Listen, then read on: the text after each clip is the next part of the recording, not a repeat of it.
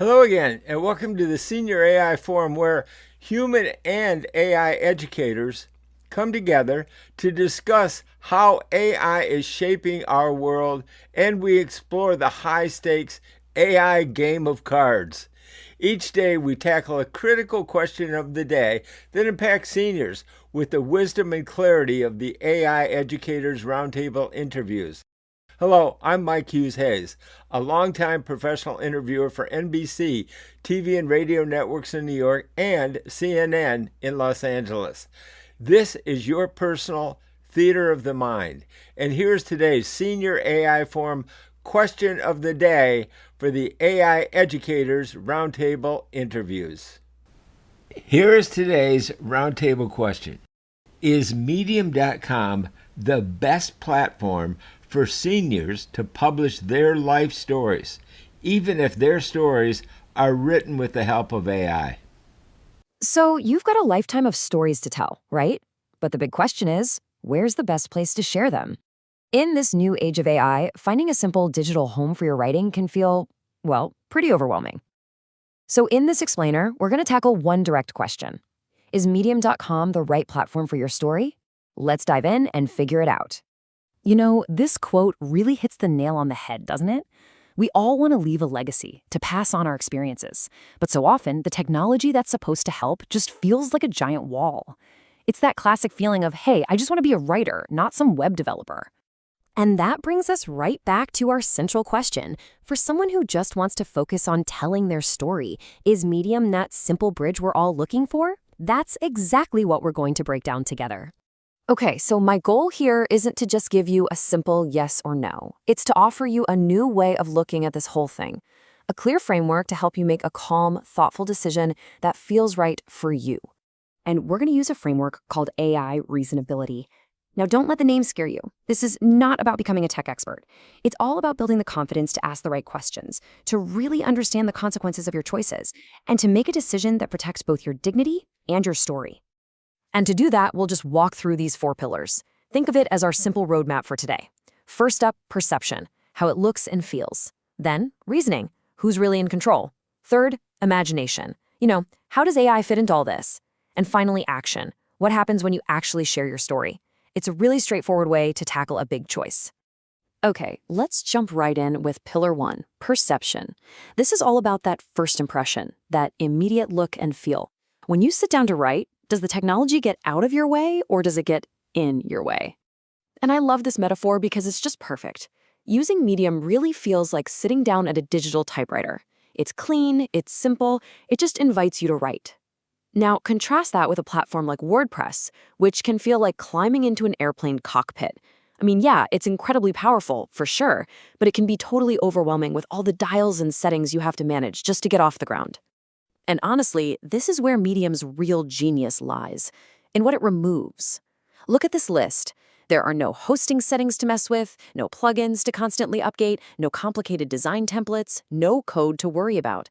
All that technical friction that just stops so many stories from ever being told, it's just gone. The focus is purely on the words. All right, let's move on to pillar 2, reasoning. Now this is where we get into the rules of the game, and things get a little more serious. There's one question that trumps all the others. When you publish your life story on a platform, who's actually in control? And this piece of advice is absolutely vital. You really need to hear this. Think of Medium as a performance stage, not a safety deposit box. Because here's the thing, platforms can change their business models, they can change their rules, they can even disappear. And your memories are way too important for that. So, the crucial takeaway is this. If you only remember one thing from this entire explainer, make it this rule. Always, and I mean always, keep your own copy of your writings somewhere you control. A Word file, a Google Doc, print it out if you have to. It's this simple insurance policy that ensures your story is always yours. Next up, pillar 3, imagination. This is where we face that big modern question head on. If an AI helps you write your story, is it still really your story? I love this metaphor. It's such a powerful and reassuring way to look at it. The AI didn't live your life. It can't feel your joy or your sorrow. It doesn't own your memories. It's a tool, a helpful assistant. Kind of like that editor sitting with you at the kitchen table, just helping you find the right words. the AI's role. It can be your editor, your organizer, your typist. But what it can't be is the person who lived the life, felt the emotions, or owns the memory. So the bottom line is, yes, if the experience is yours, the story is absolutely 100% yours. And Medium's official policy really aligns with this. They call it a human-first stance. So yeah, you can absolutely use AI to assist you, but they do ask that you disclose it. It's a very reasonable approach that promotes transparency and keeps the focus right where it belongs, on the human experience behind the story. Okay, let's bring it all home with our final pillar, action. This is about the end result. You've poured your heart into your story, you've hit publish, so now what? How does your story find the people who need to read it? Well, here's one of Medium's biggest selling points. It's not a lonely island where you have to send out a search party for readers. It's more like a busy public library where people are already browsing the shelves, actively looking for something great to read. Its built-in network means your story has a genuine chance of being discovered. And this table lays out the core trade-offs beautifully. Look at Medium. You get that built-in discovery, but Medium controls the reader list. You switch to Substack, you own the list, but you have to find all the readers yourself.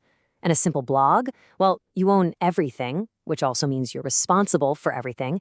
There's no single best choice here, only the right fit for your goal. So, after walking through all 4 pillars, here we are. You now have a framework to make a confident decision, one based not on tech hype or fear, but on what truly matters for your story. And that's really the most important takeaway. The ultimate goal isn't to master a piece of technology. It's to find the clearest, simplest path to unlock the stories that need to be told, to remove the fear and friction that keeps them locked away. I think this final thought captures it perfectly. A platform isn't a vault where you lock away your memories for safekeeping. It's a door. It's a tool you use to walk your story out into the world. But the story itself, the life, the memories, the truth of it, that always, always belongs to you. And that brings us to the final, most important question. If the platform is just the door, the real choice isn't about the doorframe or the hinges. It's about where you want your story to go once it passes through. Who do you want it to reach? And what do you want it to say? That is the real story. And welcome to the Deep Dive. We're looking at a daily context master briefing from the AI Educators Roundtable. And it's a brilliant set of documents because it gives us direct window into this very specific, highly modern dilemma that affects almost every family right now. So our mission for this deep dive is to unpack the Roundtable's Friday 8 a.m. question of the day. And that question is Medium.com the best simple platform for seniors to publish their stories, regardless of whether those stories are created with the assistance of AI? Which, on the surface, if you just glance at it, it sounds like a routine tech support query. Yeah, like something you'd see on a forum. Exactly. But as we dig into this material, you'll see it's actually this profound discussion about legacy, digital accessibility, and maintaining human dignity in a landscape that usually just completely ignores older users. To really understand where this briefing is coming from, we need to look at the guy leading the charge at the Roundtable. His name is Mike Hughes, and he serves as their senior human editor. Right. He writes this column called It Never Hurts to Ask, and his entire approach is built around a concept he's coined, AI reasonability. And the way he defines AI reasonability is arguably the most important takeaway for anyone trying to help an older relative navigate the web today. He's not trying to turn seniors into computer programmers, you know? Definitely not. He's not pushing them to learn Python or understand the architecture of neural networks. AI reasonability is about helping them navigate this current high-stakes AI era without being terrified of the tech. But equally, without being hypnotized by the relentless Silicon Valley hype. Right, exactly. The goal is for them to remain calm, ask clear, grounded questions, and above all, maintain their personal dignity. He makes a really compelling case that asking simple human questions about technology is not a weakness, it's actually a profound strength. And to put that philosophy into practice, Mike uses 2 distinct teaching frameworks that we're going to use to guide our own conversation today. The first is something he calls the AI game of cards. Which is such a great concept. It is. It functions as an actual physical deck of cards for his senior students, but it's fundamentally a metaphor for learning. The concept is that learning AI, or any new digital platform, shouldn't feel like studying for a computer science final. It should feel like sitting around a table learning a new card game. Yeah. You learn one concept, one rule, or one safeguard at a time. You completely strip away the tech jargon, which immediately lowers the temperature in the room. It prevents that feeling of being totally overwhelmed. You just learn the rules of play. That incremental approach is so crucial. And the second framework, which the Roundtable uses to evaluate every piece of software or platform they recommend, is the 4 pillars of AI. Right. Perception, reasoning, imagination, and action. Exactly. Perception is how a system sees, gathers info, and presents itself. Reasoning is how it processes logic and reaches conclusions. Imagination is how it generates new possibilities or content. And action is how it executes commands or influences real-world outcomes. Every insight in today's briefing is grounded in those 4 pillars. It gives us a highly structured way to look at the good, the bad, and the very real risks of using AI and digital publishing platforms. So let's apply that framework immediately to the first major hurdle for older writers, which ties directly into the perception and action pillars. I tend to think of it as the tech tax. It's the sheer, exhausting friction that stops an older person from simply sitting down and typing out a memory. Yes. The briefing provides a phenomenal comparative analysis between Medium and its biggest competitors in the publishing space. And the analogies they use are incredibly vivid. The WordPress analogy really stuck out to me. The briefing describes WordPress as a cockpit. A cockpit. Perfect word for it. Right. If you imagine an 80-year-old logging in with the simple intention of writing a memory about their childhood, they are instantly confronted with a dizzying dashboard. They're asked to manage back-end hosting settings. They have to update potentially broken plugins. Navigate complex design templates. And usually manage a monthly subscription fee just to keep the site live. The cognitive load required before a single word is typed is just immense. It forces the user to become a webmaster first and a writer second. Which is completely paralyzing. If you're just trying to tell a story about your grandfather, you do not want to be troubleshooting PHP errors. No one does. And then on the other end of the spectrum, you have Substack. Substack is dominating the cultural conversation right now, but the briefing categorizes it as a closed garden. Because it's a platform entirely architected around building and monetizing a newsletter. Yeah. If you say your parent up on Substack, they don't just have to write. They are forced to become a marketer. They have to bring their own audience, aggressively collect email addresses, and constantly manage a subscriber list to get any visibility. That's an entirely different profession than just being a family storyteller. Exactly. That exact cognitive overload you just described with WordPress and Substack is why the Roundtable frames Medium so differently. They call Medium a digital typewriter. A digital typewriter. I love that. It's a pure execution of the perception pillar, how the system presents itself to the user and manages cognitive load. When an older writer logs into Medium, all that technical noise is entirely stripped away. They're just presented with a blank white page. Right. The typography is large and highly readable, the contrast is sharp, and there are absolutely no plugins to fix or widgets to manage. It completely removes the technical friction between having a memory in your head and getting it onto the screen. There's also a massive accessibility win built into that interface that completely reframes how we think about inclusive design. Medium features a high-quality listen button integrated directly into every published post. That's huge. It is.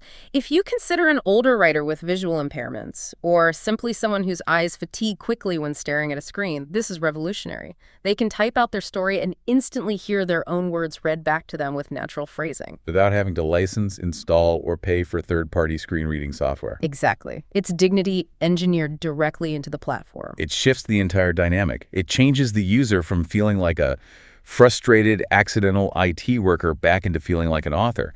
But of course, eliminating the friction of writing the story only solves half the equation. Right, which leads us directly into the action pillar. Once the piece is actually written and published, how does it find its way to a reader? That is the critical flaw with the Substack model for this demographic.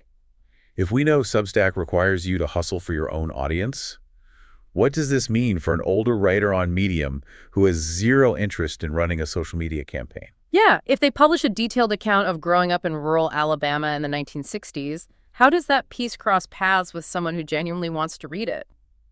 The mechanism for discovery has fundamentally changed, and the briefing highlights this through the massive pivot from traditional SEO to GEO, generative engine optimization. We all know the old SEO game, the endless keyword stuffing and manipulating backlinks to game an algorithm. But the landscape has shifted. Users are increasingly turning to AI to search the internet, asking complex conversational questions.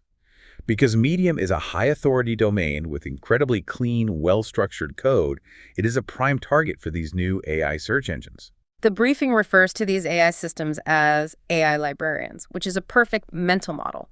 These AI models are constantly crawling the web, parsing through the noise, looking for high-quality, structured, first-person human experiences. And because Medium provides that clean architecture, the AI doesn't struggle to read it. Right. The AI acts as an intermediary. It categorizes and indexes these personal histories efficiently. So if a senior writes a highly specific piece about life in Chicago in the 1950s, or the day-to-day reality of working in early television broadcasting, they don't need to go promote that link in 50 different Facebook history groups. They simply publish it on Medium. Medium effectively places that story on a well-lit, highly organized library shelf. Yes. When a university student, a historian, or just a curious user prompts an AI with a question about 1950s Chicago architecture, that AI librarian knows exactly where to retrieve that older writer's story. It summarizes its insights and delivers it directly to an audience actively looking for that exact perspective. It passively solves the distribution problem. It takes a private, isolated memory and integrates it into a living, globally accessible archive of human experience. And it requires absolutely no marketing effort from the writer. It's amazing. But we do have to address the psychological barrier that comes with this technology, which leans heavily into the imagination and perception pillars. Oh, definitely. If you're talking to your parents about this, they might say, I have these stories, but I'm not a polished writer. I want to use a tool like Claude or Gemini or Notebook LM to help me structure my thoughts. And immediately that triggers a profound emotional stigma. Right. It touches on a very deep, vulnerable question of authenticity. The immediate fear is, if I use a generative AI to help me write my own memoir, is it still genuinely my story? Does the introduction of a machine invalidate the human truth of the narrative? The reassurance provided by the expert in the briefing is beautiful. They answer that question with an unequivocal yes, it is absolutely still your story. And the core reasoning that they provide is so clarifying. The AI did not live the life. That is the fundamental distinction we have to keep in mind. The human experience is the irreplaceable core of the work. The AI did not feel the freezing wind off Lake Michigan in the 1950s. It didn't experience the adrenaline and the panic of a live television broadcast in its infancy. Exactly. The AI possesses no lived reality. It's simply a utility. The briefing encourages users to view the AI not as a ghostwriter, but as a typist, a sounding board, or an editor. They use this great analogy: an editor is sitting beside you at the kitchen table. When you frame it that way, it completely demystifies the technology. You aren't asking the AI to hallucinate a life you never lived. No. You're sitting at the kitchen table with it, handing it a jumbled box of memories, and it's helping you establish a coherent timeline. It's smoothing out stiff or awkward phrasing, or perhaps most valuably, it's actively prompting you. Right, it might analyze your draft and ask, you briefly mentioned your father's old car in this paragraph. What else might a reader want to know about how that car smelled or how it sounded? It acts as a conversational catalyst to help the memories flow more richly. And this interaction is where Medium's specific platform policies become highly relevant. The briefing designates Medium as a human plus AI safe haven. Meaning they don't take a draconian stance and ban AI assistants entirely? Right, because they recognize its utility for accessibility and structuring. However, they enforce a very strict human-first policy. They mandate clear disclosure if generative tools were used to assist in the writing process. And their distribution algorithms heavily prioritize stories that possess a demonstrable human soul. They are actively filtering out the sludge. Yes.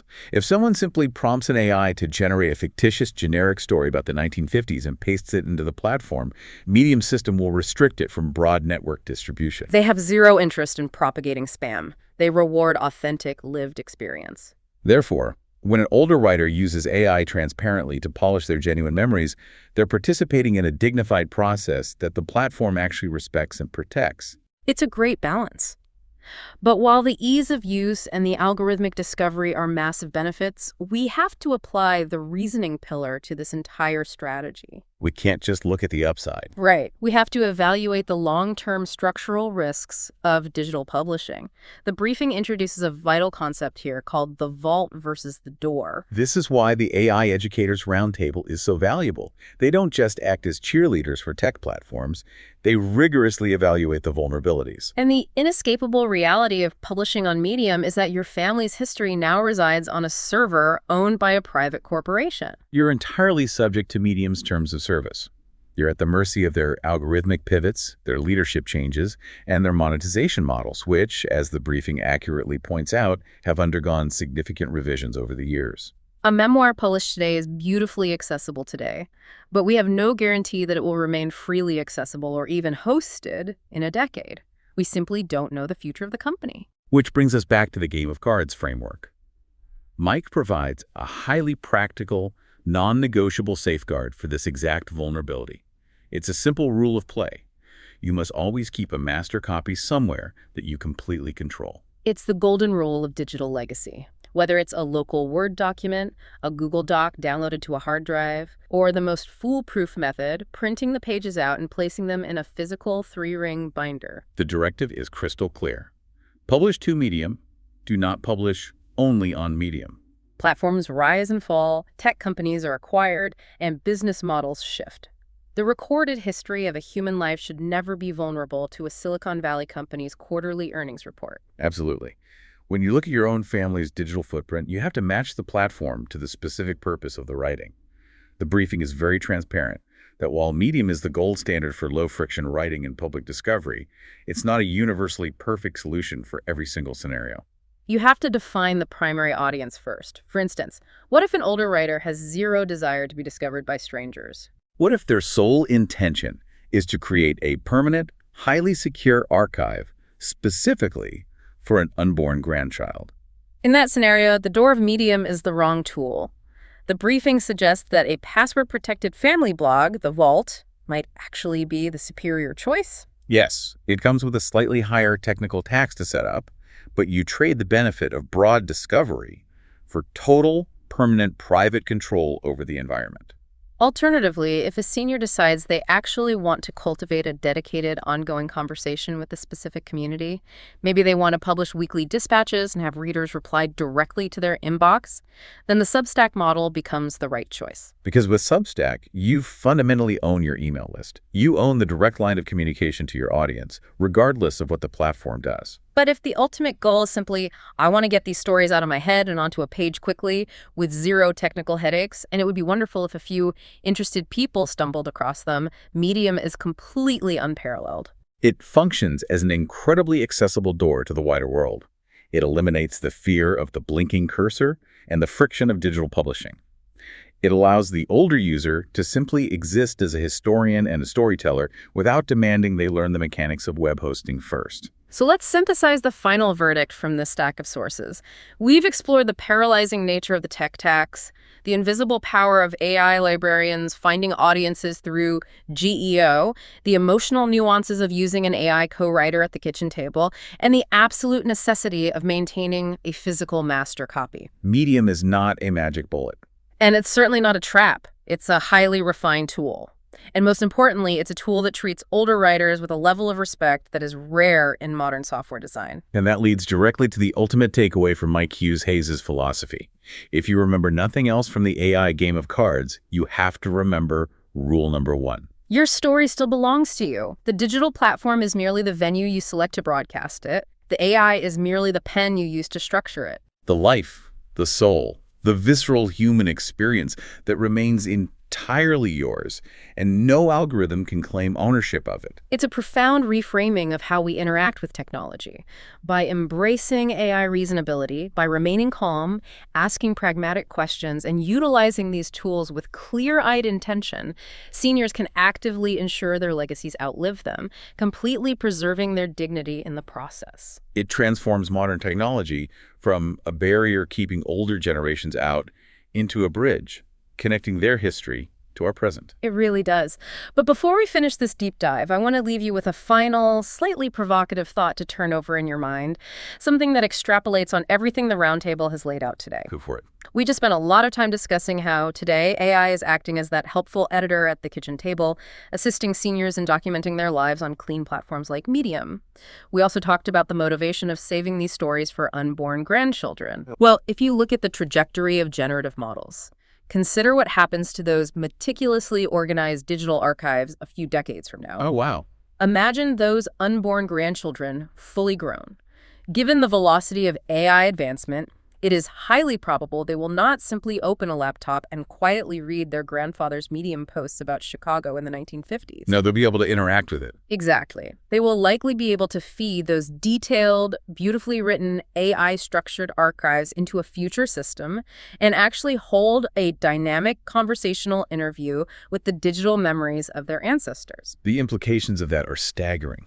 The raw text being documented today with the gentle assistance of current AI tools could effectively become the foundational training data for a living, speaking family archive tomorrow. You're not just leaving behind a static PDF document in a folder, you're potentially leaving behind a conversational legacy. A system that understands your cadence, your history, and your specific worldview. When you think about it that way, documenting a story today on a platform like Medium might be the crucial first step in creating a voice that can actively answer your great-grandchildren's questions long after you are gone. It's a wild concept to consider. It is, but it makes the act of sitting down and writing these stories right now feel more urgent and more important than ever. Thanks for joining us on this deep dive today. Keep asking those good questions, keep your master copy safe, and we will catch you next time.